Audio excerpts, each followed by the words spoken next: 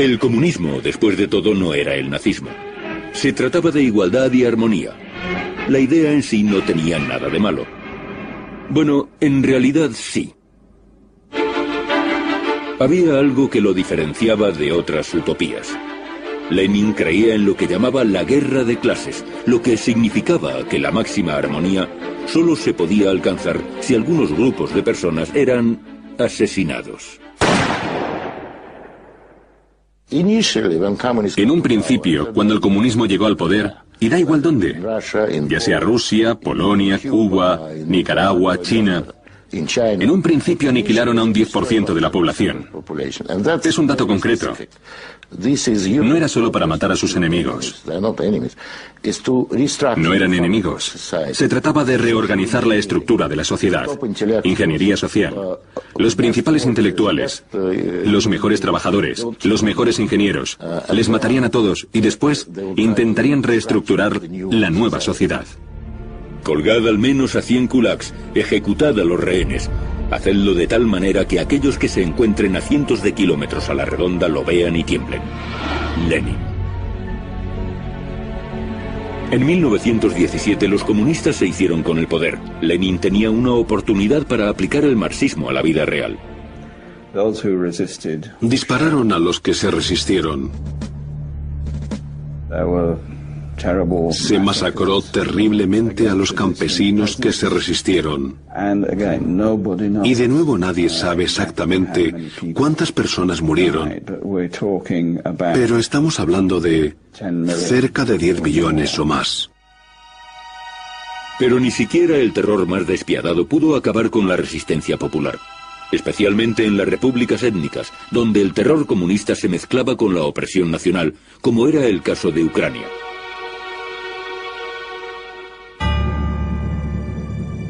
El 11 de septiembre de 1932, Stalin escribió a su camarada Kaganovich: la situación en Ucrania es muy mala. Si no tomamos medidas ya, perderemos Ucrania. Varias reuniones en el círculo íntimo de Stalin dieron lugar a un plan de acción. Fue un plan terrorífico.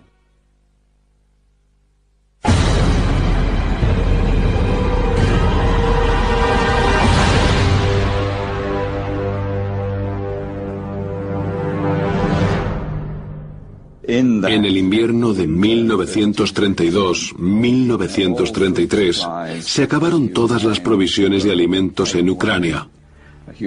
Se creó un enorme cordón, así que nadie podía salir. En principio la gente no murió. Las reservas restantes de grano y vegetales les mantuvieron vivos. Pero esto no era parte del plan de Stalin. Ordenó a la NKVD que se confiscara todo el grano, toda la comida de estas zonas. Con ello, les estaba condenando a muerte. Patatas, remolacha, coles. Se llevaban barriles enteros de coles saladas.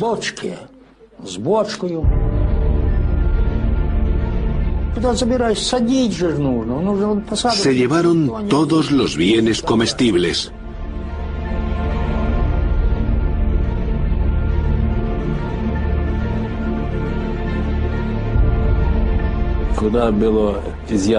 Cuando se llevaron la comida, también prohibieron a los campesinos buscarla en otro lado. Comprarla, intercambiarla o ganársela. Y entonces comenzó el hambre.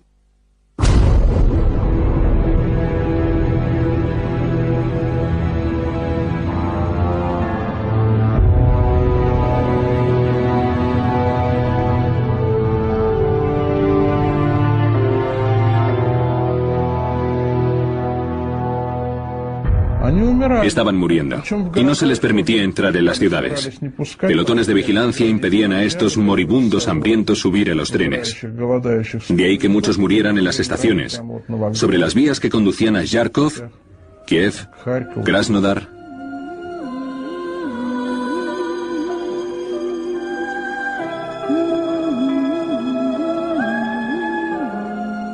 Los ucranianos estaban muriendo de manera tortuosamente lenta. Los niños agonizaban llorando por pan. Muchos perdieron el miedo, fueron a los campos vigilados por la NKVD y recolectaron algunos granos.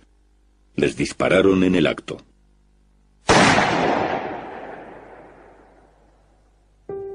Pero la mayoría de las víctimas morían lentamente, en casa. Unidades especiales de la NKVD allanaban las casas para recoger los cadáveres. Recibían 200 gramos de pan por cada cadáver que entregasen. Entraron en una casa y preguntaron, ¿dónde está el cadáver? Solo había una mujer medio muerta que yacía en la cama. Dijeron, llevémonosla. Morirá igualmente. ¿Para qué volver a por ella mañana? Le suplicó, no me llevéis, aún sigo viva, quiero vivir.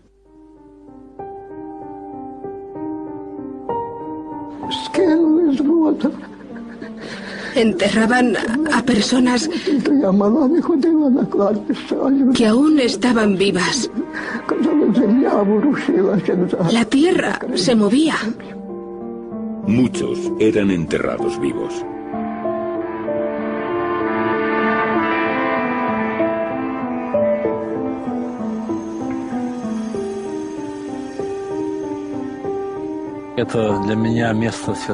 Para mí, este lugar es sagrado, porque es el lugar donde descansan las víctimas del hambre, entre ellas parientes cercanos. Mi abuela.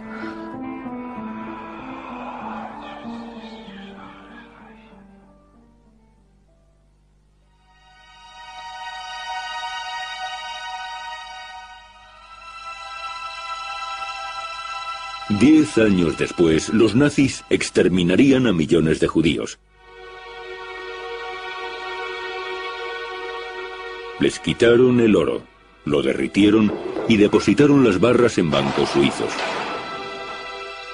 No sabemos lo que los comunistas hicieron con el oro confiscado a esta gente. ¿Acaso tenían oro?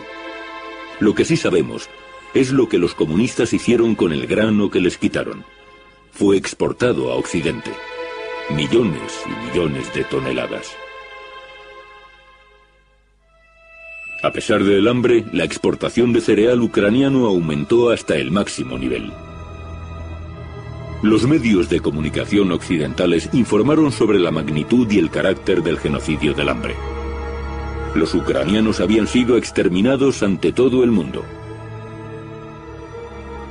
Pero el mundo no hizo nada para ayudarles. 7 millones de personas murieron de hambre. En un solo año. La humanidad nunca había visto un programa de exterminio más eficaz que el que se implantó en Ucrania durante el invierno entre 1932 y 1933.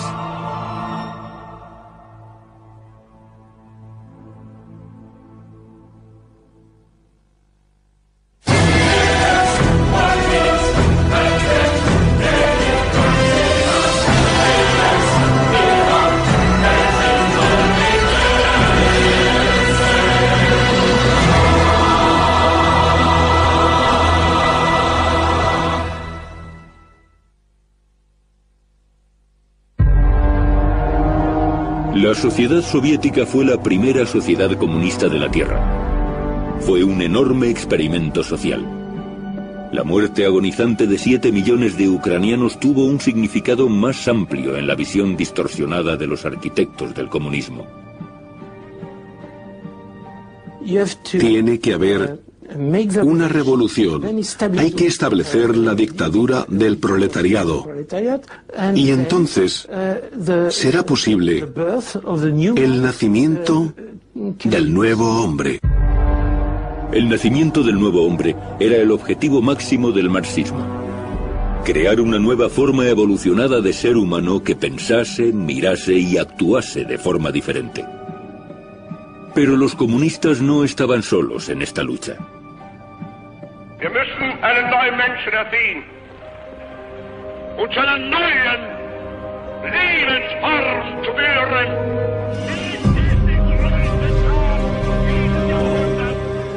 El nacionalsocialismo de Hitler también trataba de crear un nuevo hombre.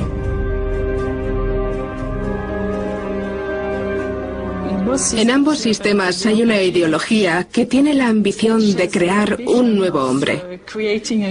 Eso significa que ninguno de los sistemas está de acuerdo con el ser humano tal cual es. Están en guerra con la naturaleza humana. Esta es la raíz del totalitarismo. Lo encontramos en ambos. Los nazis tienen una ideología basada en una falsa biología y el comunismo está basado en una falsa sociología. Pero ambos sistemas tienen la ambición de ser científicos, descansar sobre bases científicas. El principal científico del nazismo, Alfred Rosenberg, confesó ante el tribunal de Nuremberg que Hitler había empleado mal la idea del nacionalsocialismo. De hecho, la visión nazi, no era tan mala después de todo. Personas saludables, hermosas, rubias y felices.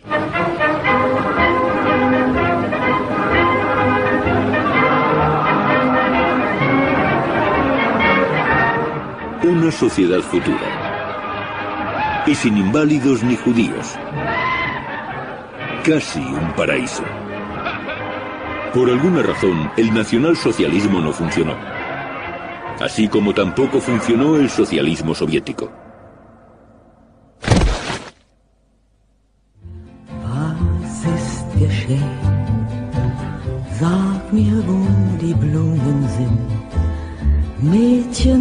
Pero dejó miles de fosas comunes. Millones de personas asesinadas. ¿Fue una coincidencia?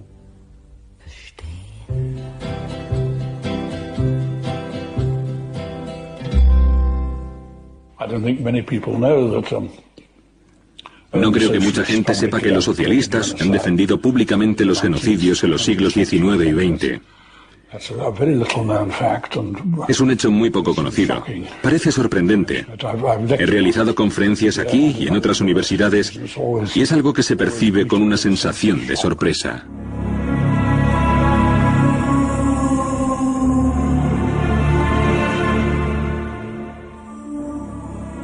La primera vez que apareció fue en enero de 1848, en el periódico de Marx, La Nueva Gaceta Renana. Engels escribió cómo la guerra de clases en términos marxistas significaba que cuando la revolución socialista tuviese lugar, habría sociedades primitivas en Europa atrasadas 2 etapas. Porque aún no serían capitalistas.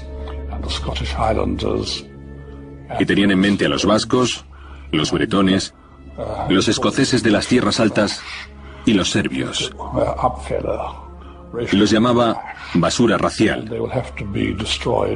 Y habría que destruirles, porque al estar en 2 etapas atrasadas en la lucha histórica, sería imposible conducirles a la revolución. Lenin estudió detenidamente las enseñanzas de Marx y Engels y estableció el primer país comunista del mundo. Un año después de la muerte de Lenin, en 1924, el New York Times publicó un pequeño artículo que en el momento pasó casi desapercibido.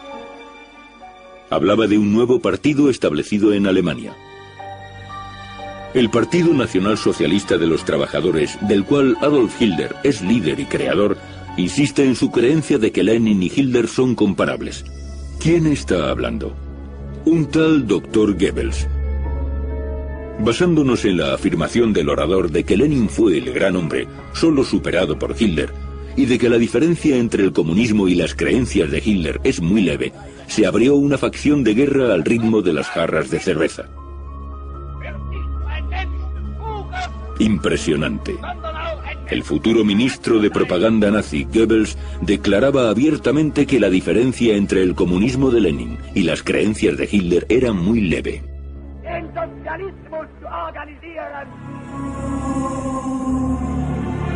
Der deutsche Sozialismus La gente olvida que el régimen nazi en Alemania era también socialista.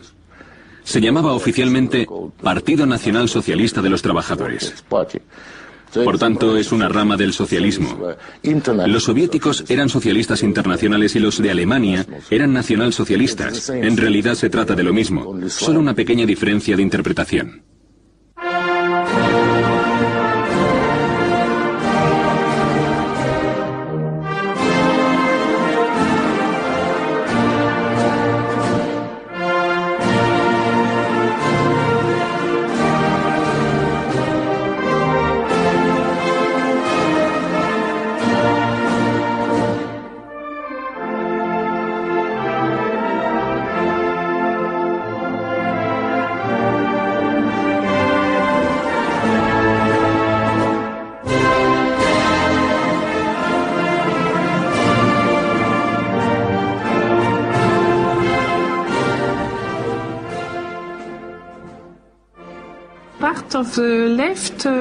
Parte de la izquierda se acercó a Hitler. Al menos en Francia, parte de los socialistas se hicieron defensores de Hitler. El popular dramaturgo británico Bernard Shaw apoyó a Hitler en los medios de comunicación. La izquierda apoyó a Hitler no porque les engañara. Sabían que Hitler mataría. Dijo que lo haría. De hecho, por eso le apoyaron. You must all know half a dozen people at least who are no use in this world, who are more trouble than they are worth. Just put him there and say, sir or madam, now will you be kind enough to justify your existence? If you can't justify your existence, if you're not pulling your weight in the social boat, if you're not producing as much as you consume, or perhaps a little more, then clearly we cannot use the big organization of our society for the purpose of keeping you alive, because your life does not benefit us and it can't be of very much use to yourself. Bernard Shaw creía en matar por categorías. Normalmente no por categoría racial, sino por categoría. El holgazán, el inepto. Acabar con los parásitos de la sociedad. De eso trataba el marxismo socialista. Pidió en un periódico londinense que los científicos inventasen un gas humano. Insto a los químicos a que descubran un gas humano que mate instantáneamente y sin dolor. Mortal en cualquier caso, pero humano, no cruel. Bernard Shaw. 10 años después se descubrió un gas así. Se llamaría Ciclón B. El hombre que supervisó su aplicación práctica, Adolf Eichmann, declararía después que gracias al Ciclón B, en Auschwitz se moría sin dolor. Ciclón B era un gas humano. Sí, Eichmann utilizaría las mismas palabras. Hay que decir, sin embargo, que Bernard Shaw, así como la izquierda en general, se opuso fundamentalmente al nazismo, porque Hitler había distorsionado el marxismo hasta hacerlo irreconocible. Gasear a la gente basándose en su nacionalidad no tenía ninguna excusa en absoluto. La selección debía basarse en la clase. Hitler no lo entendía. Sin duda, había que matar a muchos tipos de personas. El único país realmente marxista del mundo era la Unión Soviética. Exterminaba estrictamente según las enseñanzas de Marx, a los enemigos de las clases. Pero en general, el proceso era bastante similar a la exterminación de los judíos. Primero, las víctimas eran ridiculizadas y humilladas públicamente. Y después, eran asesinadas. Millones de personas.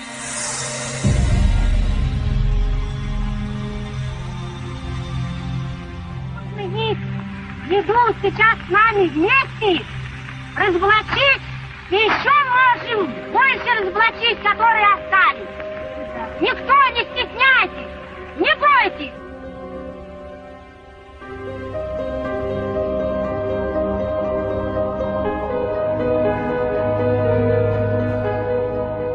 Si el enemigo no se rinde, debe ser exterminado. En los años 30 se introdujeron las tecnologías para realizar asesinatos y ejecuciones.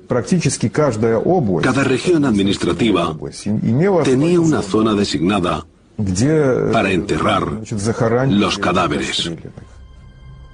Los fusilamientos se llevaban a cabo en las prisiones. En los sótanos había cámaras especiales de fusilamiento con paredes de cemento y un canal para canalizar la sangre. Se llevaba a una persona por el corredor hasta la esquina roja. Allí se comprobaba por última vez su identidad.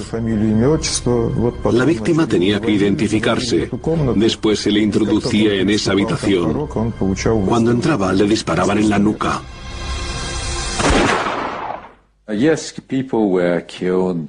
Sí, les mataban de un tiro en la nuca. Sabemos que normalmente les mataban por grupos de, bueno, entre un centenar y varios centenares por noche. Después cargaban los cadáveres en camiones y salían de la ciudad para enterrarlos en bosques y parques cercanos. Este es el bosque de Vikivna, cerca de Kiev. Los ancianos nunca olvidarán los camiones que llegaban hasta aquí durante la noche.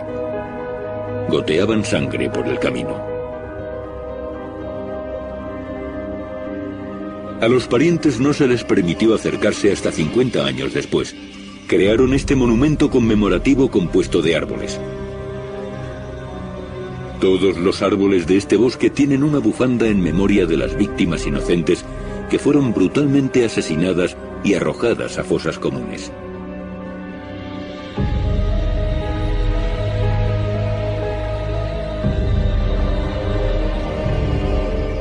Vikivna, Butovo, Leningrado, Vinitsa, Kharkov. Las fosas comunes cubrieron todo el país.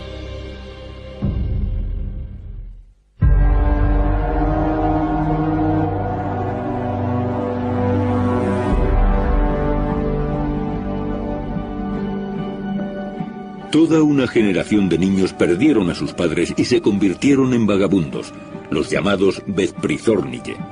Millones de ellos mendigaban pan en las calles de las ciudades soviéticas. Era una imagen vergonzosa, especialmente si amigos extranjeros venían a visitar Moscú.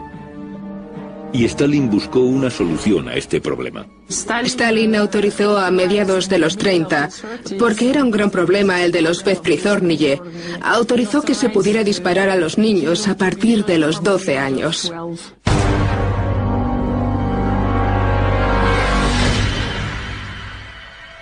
Todos los días morían muchos de un disparo. A lo largo del país más grande del mundo, Stalin llegó incluso al punto de matar a gente al azar por cuotas. Digamos 100.000 en el distrito de Tambov. Vale, ya está. Quien quiera que cogiesen y disparasen cumplía con la cuota.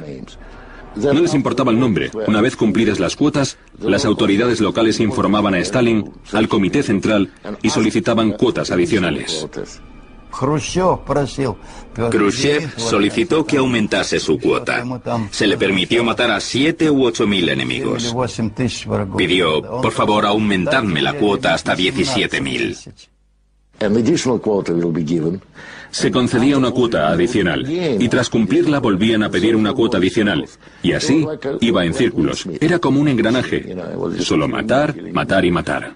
Сталин, как человек, у которого весь в крови, я все это видел, его резолюции, когда пачками он подписывал вместе с Молотовым, Ворошиловым, Кагановичем, Ждановым. Это самая пятерка была инициативная. Молотов всегда добавлял заменить 10 лет на расстрел. Пачки.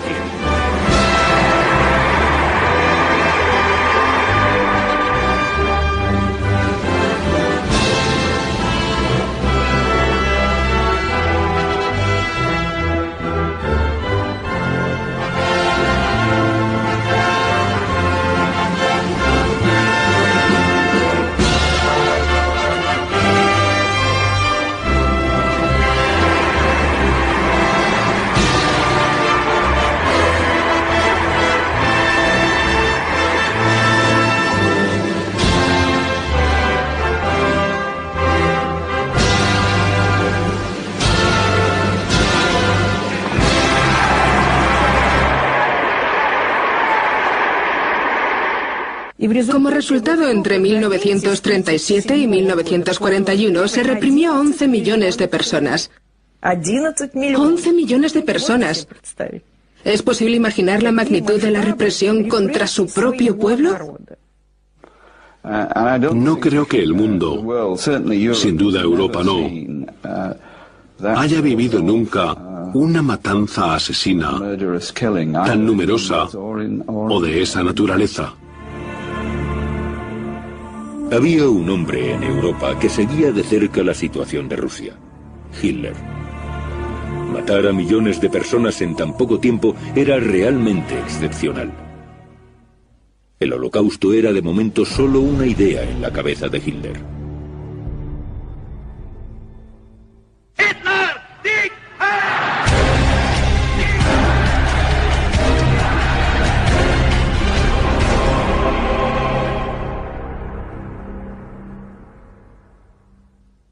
Vor uns liegt Deutschland, in uns marschiert Deutschland und hinter uns kommt Deutschland.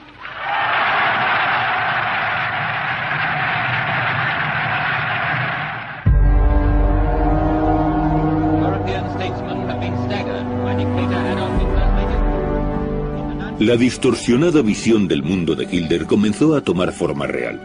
Anexionó Austria, ocupó Checoslovaquia. Quedó claro para todos: para evitar una catástrofe global había que parar a Hitler. Pero Stalin se negó a unirse a la coalición anti-hitleriana. La idea era destruir el viejo orden en Europa. Y esa era la gran idea de Stalin: dejar que Hitler fuese el malo. Iría y destruiría el orden europeo. No habría parlamentos, ni sindicatos, ni ejércitos, ni gobiernos. Y entonces aparecería Stalin como libertador. Habría millones de personas en los campos de concentración esperando que alguien los liberara. Y Stalin y el Ejército Rojo vendrían como los libertadores. Ese era su plan. Pero Hitler no tenía ni recursos ni las fronteras aseguradas como para lanzar una guerra a gran escala. Por tanto, el 23 de agosto de 1939, Hitler y Stalin firmaron un pacto que proporciona a Alemania una frontera oriental segura y un enorme suministro de recursos estratégicos que se proveerían en posteriores acuerdos económicos. El 24 de agosto, el ministro de Asuntos Exteriores nazi Ribbentrop informa a Hitler en su visita a Moscú. Hitler se regocija. Ya tiene todo lo que necesita para comenzar la guerra mundial. 1 de septiembre de 1939. Hitler ataca Polonia desde Occidente. Polonia resiste desesperadamente a los nazis. Pero entonces, el 17 de septiembre, Polonia es atacada inesperadamente desde Oriente por la Unión Soviética.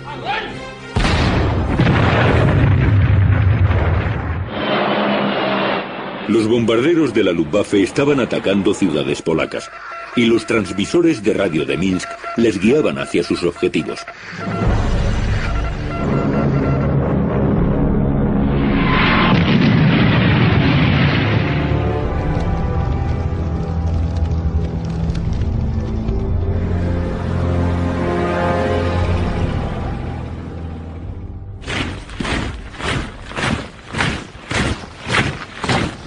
El Ejército Rojo parecía diferente entonces. Entró en la Segunda Guerra Mundial, mano a mano con las SS. En ocasiones, las poblaciones locales no les diferenciaban, así que para estar seguros, se dirigían a ambos.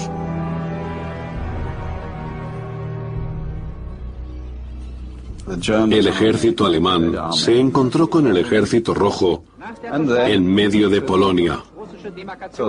Y entonces los dos monstruos totalitarios, el soviético y el alemán, se dividieron el país. La prensa soviética lo describió como una lucha contra el fascismo polaco. La Alemania nazi, amante de la paz, y la Unión Soviética estaban luchando contra el agresivo fascismo polaco.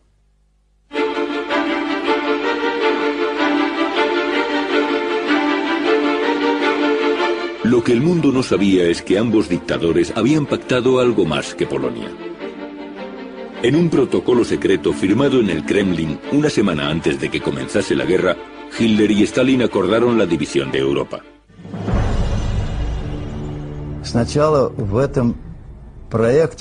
En un primer momento, la propuesta de Ribbentrop no lo contemplaba. Por extraño que parezca, el instigador de este protocolo secreto fue Stalin.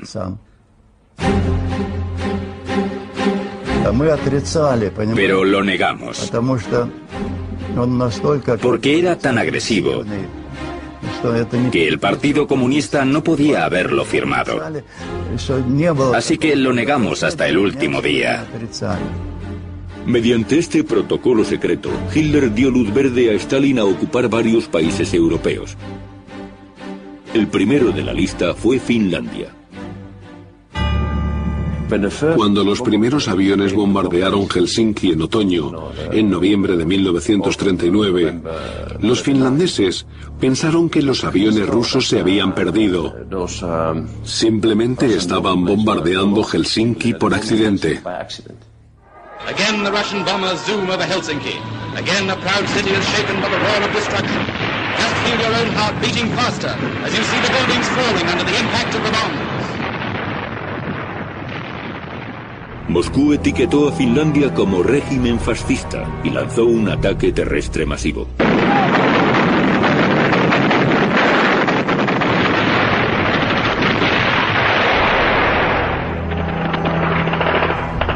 Fue un desastre. Finlandia perdió 750.000 hombres, muertos, congelados o heridos. La pequeña Finlandia seguía teniendo milagrosamente el ejército más grande del mundo. Pero supuso un coste enorme. Mi padre perdió a 4 de sus hermanos en esa guerra. 4. Es mucho en una familia. Ese fue el precio que pagamos por no tener una sociedad democrática junto a nosotros.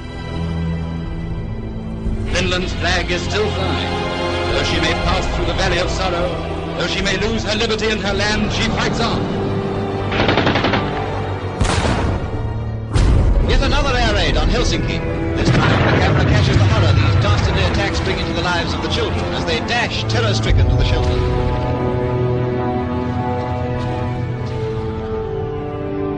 People cowering against a wall for safety from aerial death. This is the mark of warfare against women and children. As the Russians retreat from the Arctic villages, even if they can't win, they can still burn and destroy. Por su brutal agresión a Finlandia, la URSS fue expulsada de la Liga de las Naciones. La retórica del Kremlin sobre una lucha contra el fascismo finlandés no se tomó en serio. Solo 3 países habían sido anteriormente etiquetados como agresores por la Liga: el Japón militarista, la Italia fascista y la Alemania nazi. Ahora estaban unidos por la Unión Soviética. En Europa, a la Unión Soviética solo le quedaba un aliado: Hitler.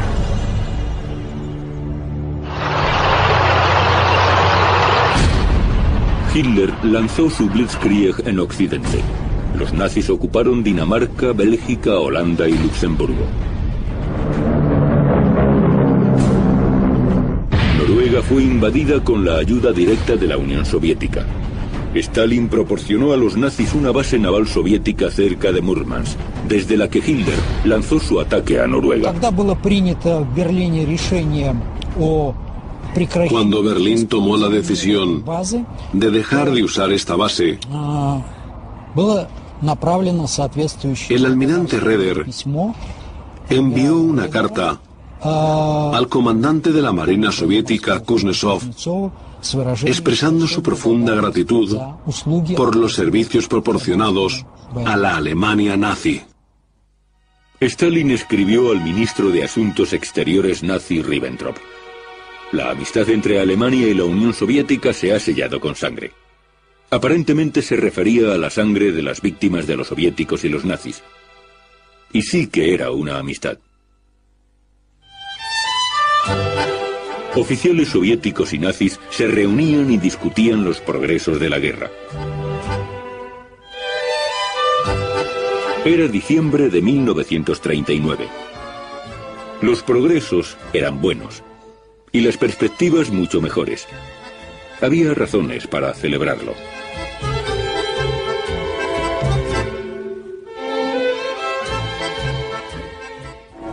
Nach den ersten russischen Getreidelieferungen tritt an den Übergang. La Unión Soviética se convirtió en el mayor proveedor de recursos para la máquina de guerra nazi. Miles de toneladas de aceite, hierro, materiales de construcción. Incluso se enviaban a Alemania trenes cargados de cereales soviéticos. Los ciudadanos soviéticos se morían de hambre, mientras su gobierno estaba enviando comida a Hitler.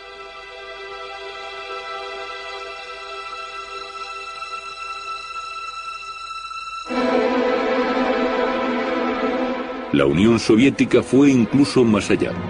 Persuadió a los partidos comunistas de Europa para sabotear los movimientos de resistencia y apoyar a los nazis. Reconforta ver a los trabajadores parisinos hablar como amigos con los soldados alemanes en una calle o en un café de esquina. Bien hecho, camaradas. Seguid así. A pesar de que no les guste a las clases medias, la hermandad de los hombres dejará de ser una ilusión. Se convertirá en una realidad tangible. Eso decía el Partido Comunista francés en julio de 1940.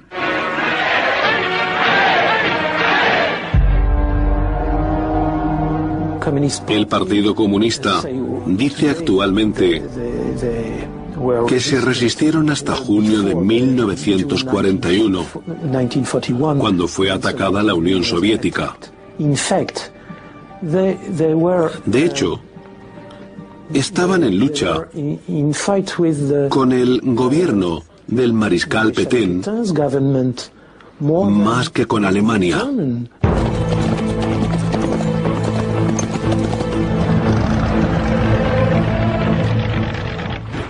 En junio de 1940, Hitler arrasó Francia. Stalin, entretanto, ocupó Lituania, Letonia y Estonia. El único país europeo que aún se resistía a Hitler era Gran Bretaña. If Great Britain goes down, the Axis powers will control the continents of Europe and Asia and Africa and Australasia and the high seas. And they will be in a position to bring enormous military and naval resources against this hemisphere. El presidente de Estados Unidos, Roosevelt, consideraba a la Unión Soviética la potencia del eje. Era evidente para todos. Stalin estaba con los fascistas.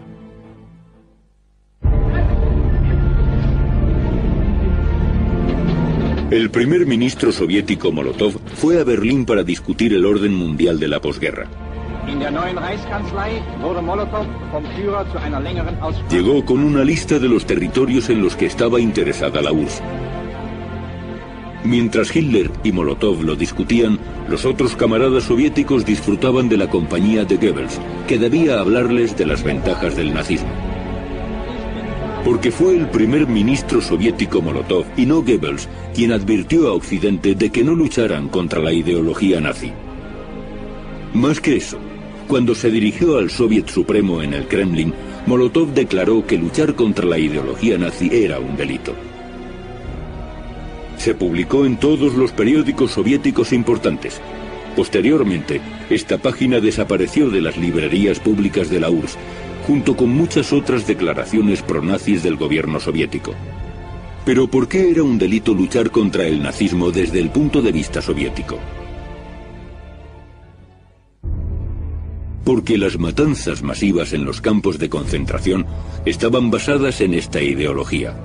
El trabajo te hará libre en los campos nazis. Trabajar es un honor en los campos soviéticos. Si alguien quisiese luchar contra esa ideología, acabaría luchando también contra el régimen soviético. Molotov lo sabía. Después de todo, él fue quien supervisó personalmente el exterminio de 7 millones de ucranianos. Himmler supervisó el exterminio de los judíos. Ambos hombres coincidían en que para el bien común, ciertos grupos simplemente tenían que ser asesinados.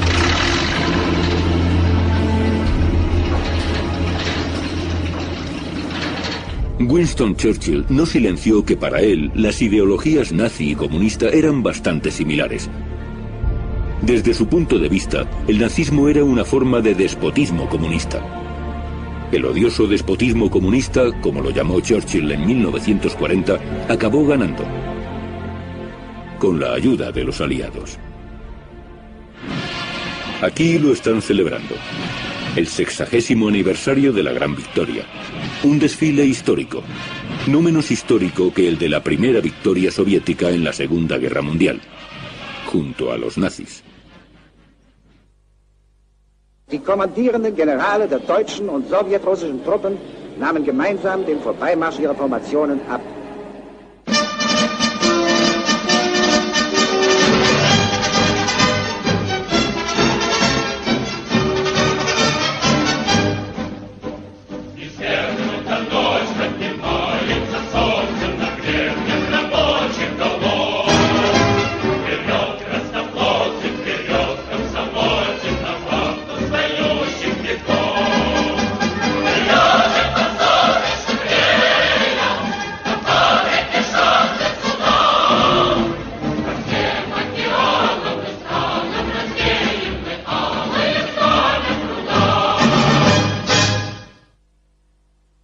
Los soviéticos nunca resaltaron que estaban desfilando bajo la bandera nazi.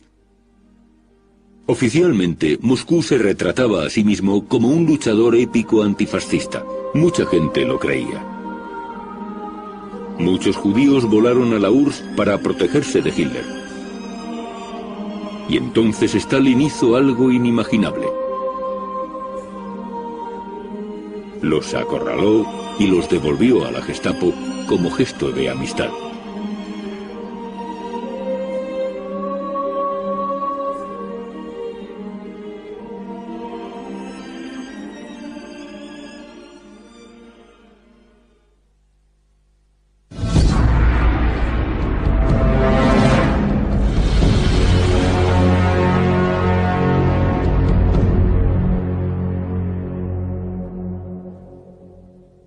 Vuelvan a ver este metraje. El oficial soviético saluda a sus colegas de las SS con el saludo nazi. Las SS de los nazis y el NKVD soviético, la policía de seguridad de Stalin, cooperaron muy estrechamente. Documentos de archivo revelan la enorme magnitud de esta cooperación. Listas y listas de comunistas alemanes y judíos que los soviéticos enviaban a los nazis. Diciembre de 1937, abril de 1938, mayo de 1938, noviembre de 1938. La mayoría de estas personas perecieron en campos de concentración nazis. Pero la asociación entre las SS y la NKVD no se limitó a la extradición de enemigos comunes. La NKVD estaba entrenando a la Gestapo. La maquinaria soviética del terror llevaba operando 20 años antes de que los nazis hubiesen comenzado siquiera. Una delegación de la Gestapo alemana y de las SS vino a la Unión Soviética para aprender a construir campos de concentración. Los oficiales soviéticos, sucesivamente, fueron a la Cracovia ocupada por los nazis para reunirse con sus colegas de las SS. El asunto de los judíos seguía siendo de lo más importante en la agenda. Los oficiales soviéticos coordinaron la deportación de los judíos personalmente con el jefe de brigadas de las SS, Otto Wachter, uno de los cerebros del Holocausto. Trasladó a los judíos al gueto de Cracovia y posteriormente organizó su exterminio en cámaras de gas. En 1939 Stalin despidió al que había sido mucho tiempo su ministro de Asuntos Exteriores, Litvinov. Como era judío, Litvinov no podía firmar ningún acuerdo con Alemania. En mayo de 1939, Litvinov fue destituido. El ministro de Asuntos Exteriores soviético fue rodeado por tropas de la NKVD, tanques. Y Stalin dio la orden: vaciad la sinagoga, algo que no es muy bueno que se diga. Se esperaría algo así de Hitler, pero Stalin era igualmente capaz de un prejuicio tal. El líder comunista en el exilio, Lev Trotsky, advirtió al mundo del antisemitismo de Stalin y del hecho de que Stalin y Hitler colaboraban en secreto. Stalin's police, the GPU, has fallen to the level of the Nazi Gestapo. Su forma de hablar directa se estaba convirtiendo en un peligro para el Kremlin. Trotsky era consciente de que cada discurso que daba podía ser el último. Sabía que Stalin estaba detrás de él, pero ni en sus peores pesadillas podía imaginarse que su muerte sería tan agonizante. Stalin envió un agente secreto a México. Se introdujo en la casa de Trotsky y le golpeó en la cabeza con un hacha alpina. Trotsky luchó por su vida durante 2 días y después murió con dolores horribles. En los tiempos de Stalin no se discutía con los críticos, se les asesinaba.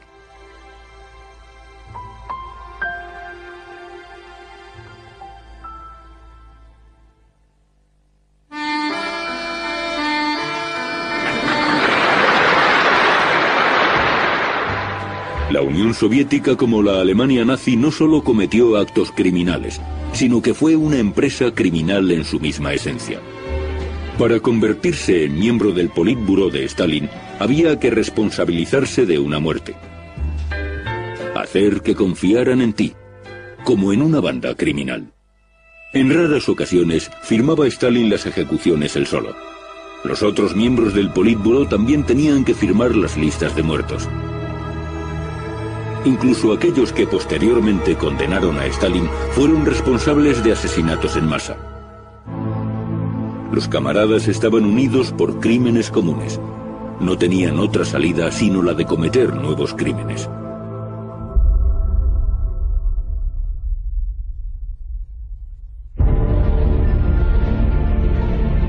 En marzo de 1940, en un bosque cercano al pueblo de Katyn, se excavaron 8 fosas enormes. Camiones enormes trajeron a la gente.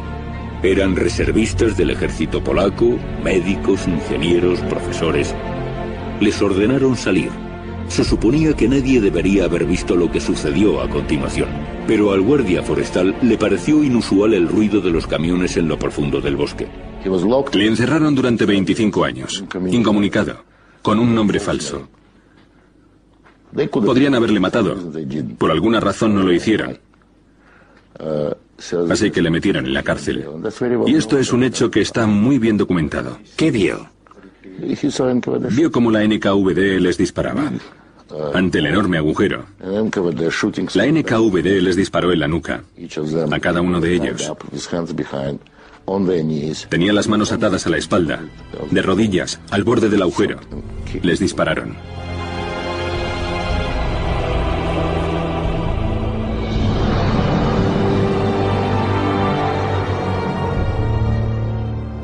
En el Politburó se tomó la decisión de matar a los prisioneros de estos 3 campos.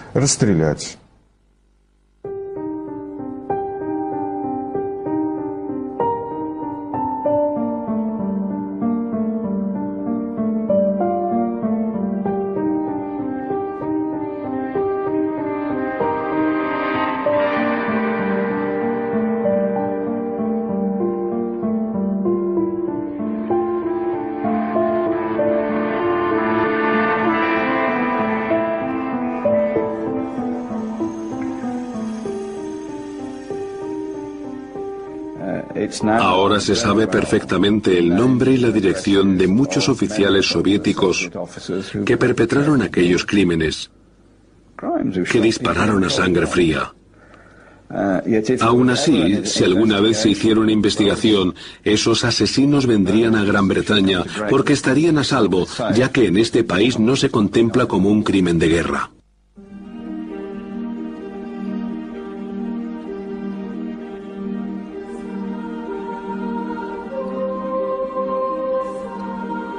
Y los otros crímenes soviéticos tampoco se contemplan como crímenes. Sus víctimas pasaron en silencio a mejor vida. No recibieron consuelo ni justicia. En la Unión Europea, eso está reservado para otras víctimas. Observando este monumento gris en el corazón de Europa, se podría creer que permanece ahí porque en lo más profundo de nuestros corazones, muchos europeos siguen creyendo en lo que estos dos hombres mantenían persistentemente. Que cuando una nación inferior es asesinada, no se puede ver como un crimen porque deja paso a las naciones más avanzadas para que construyan una vida mejor. Mientras esta idea permanezca viva y mientras el fantasma de estos dos hombres siga apareciéndose en Europa, será muy difícil para sus diferentes naciones estar realmente unidas.